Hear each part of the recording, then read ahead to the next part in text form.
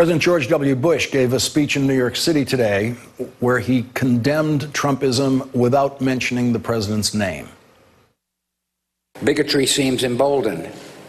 Our politics seems more vulnerable to conspiracy theories and outright fabrication. We've seen our discourse degraded by casual cruelty. At times, it can seem like the forces pulling us apart are stronger than the forces binding us together. We've seen nationalism distorted into nativism. We've forgotten the dynamism that immigration has always brought to America. A spokesperson for President Bush denied that his speech was aimed at President Trump, but a source close to the former president told Nicole Wallace that President Bush was aware of how his words would be interpreted, and he wrote the speech himself. George W. Bush has never attacked President Obama. He had not attacked President Trump until today, when his speech seemed to be about the president, who once said there were very fine people at a white supremacist rally. Our identity as a nation, unlike many other nations, is not determined by geography or ethnicity, by soil or blood. This means that people of every race, religion, ethnicity can be fully and equally American. It means that bigotry or white supremacy in any form is blasphemy against the American creed. What George W. Bush said about Russian interference in the election is next. According to our intelligence services, the Russian government has made a project of turning Americans against each other. Ultimately, this assault won't succeed. But foreign aggressions, including cyber attacks, disinformation, and financial influence, should never be downplayed or tolerated.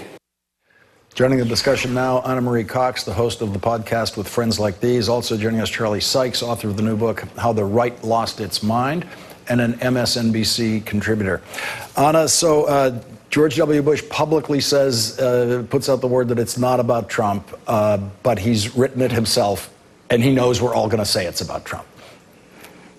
Yeah, I have to say, it's just a tiny bit rich to hear the man who owes his presidency to the Secretary of State of Florida and the Supreme Court talk about voter integrity, or turning people against each other when, you know, he won Ohio because he campaigned against gay marriage. But, you know, it is 2017, and we take our allies where we can get them. I am willing to accept the, you know, grandfatherly painter Bush on my side, I suppose. And if no one else is going to say it, surely it is good to have him say these kinds of things. I hope we're nearing a point where he's going to actually use the president's name, because I'm not sure that Trump himself does understand when he's being talked about, unless you mention his name. I mean, think about his buildings, you know, like he needed to label them pretty clearly. So, you know, maybe we'll get to naming names soon. Well, Charlie, the president took a swing at John McCain for giving a speech in which he never mentioned the word Trump. There's no question this was about Trump. Look, this may get lost in the noise, but this is an important moment in our civic life when you have two former presidents talking about Trump and Trumpism, the comments that John McCain made. And look, what you saw, that whether you disagree with George Bush's policies, and he was a flawed president, this is a deeply patriotic man who cares deeply about our democratic values. And this was a root and branch critique, not just of Donald Trump the man, but also of Trumpism, this blood and soil fake nationalism, and also the degradation of our political culture. And he's basically saying, look, we are in a crisis of confidence, the crisis of confidence in our democratic institutions. You know, talking about what the casual cruelty of somebody in the Oval Office does to our culture. So again, I don't expect that this is going to change the trajectory of Republican politics. But, you know, for people who say, when are Republicans going to begin to stand up for some of these things, this is one of those moments. Now, John McCain and George W. Bush have not always been on the same page, but these were two remarkable speeches two remarkable speeches that should remind people that while Donald Trump may dominate the Republican Party, he does not necessarily define all of its values. And I think George W. Bush needs to get a little bit of credit for that. And John McCain immediately came out saying that this was a wonderful speech. Let's listen to more about what George W. Bush had to say. This time, it seemed to be aimed at the biggest bully in the history of Twitter. Let's listen to this. Bullying and prejudice in our public life sets a national tone, provides permission for cruelty and bigotry, and compromises the moral education of children. The only way to pass along civic values is to first live up to them. Charlie, what is George W. Bush's resonance in today's Republican Party? Well, obviously it's limited. That primary was a rejection of not just of Jeb Bush, but of Bushism. But those sentiments are important to be. These are important things to be said. That the president is the role model for the country. You know, raising children in the era of Trump is a real challenge. And I do think there's the fundamental decency that ought to separate whether you're a liberal or a conservative or a Republican or a Democrat. Look, George W. Bush and his father, I think, were fundamentally decent people, and I think they meant it. Again, whatever the flawed politics and policies might be, they meant it when they said we need to be a more compassionate country, that we need to, care about one another. And, I'm just glad that these voices are being heard. And again, will it change the Republican Party? No, he's going to be called a cuck-servative, in 3, 2, 1. But to get John McCain and George W. Bush out there reminds people of what real patriotism sounds like. A lot of the Trumpists and President Trump, talk about patriotism a lot and the importance of the flag. I don't think they understand what real patriotism is. And I think that talking about these democratic values, and in order to make America great again, we have to remember, what we stand for and what our ideals are. This is an important message.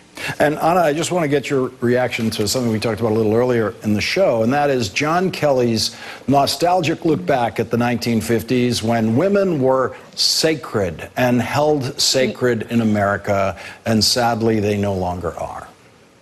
And couldn't get their own credit cards and couldn't work outside the home and couldn't get a legal abortion. Those sacred days, yeah. You heard what I heard. I found General Kelly's talk today to be fairly disturbing. I think everyone's picked out of it the parts of it that were moving and laudable and eloquent, but I think the overwhelming message of that talk that he gave, that scolding that he gave, was ominous. From this idea that women should be held sacred, which is actually a step backwards, to the fact that he only called on members of the press that said they knew a Gold Star family. I appreciate any time someone points out that we have a big disconnect in our country between most Americans in the military, that most Americans don't know people that have served in the military. I think that is something that all of us need to keep in mind. I think it's a very ominous message to say that only people who actually know families who have lost someone in the military are worthy of voicing a critique. I worry about the message that sends. Anna Marie Cox and Charlie Sykes, thank you both for joining us tonight. Thank you. Coming up, Barack Obama attacked Trumpism today.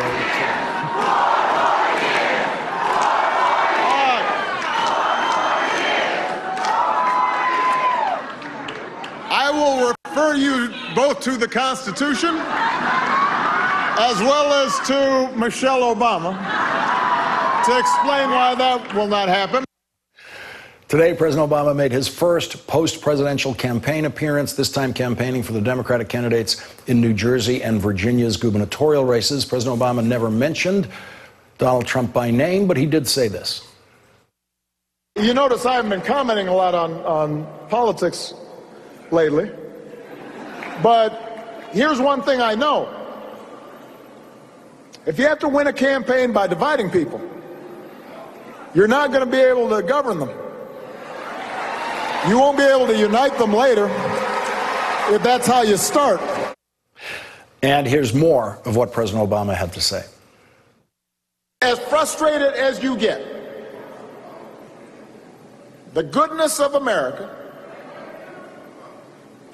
The goodness and decency and hard work and responsibility and sacrifice that's on display by the American people every single day in their communities all across this great country, all across this great state, people of every walk of life. It doesn't matter whether they're white or black or Hispanic or Asian or Native American, whether they're disabled, whether they are gay or straight. There are people all across this country that want to do things better, that want to work together. And I've seen the possibilities of our democracy. We saw what happened in Charlottesville. But we also saw what happened after Charlottesville, when the biggest gatherings of all rejected fear and rejected hate, and the decency and goodwill of the American people came out. That's how we rise. We don't rise up by repeating the past. We rise up by learning from the past and by listening to each other and knowing that we're all flawed. Ron, he plays a singular role for Democrats on the campaign trail. Oh, my God, I miss that man.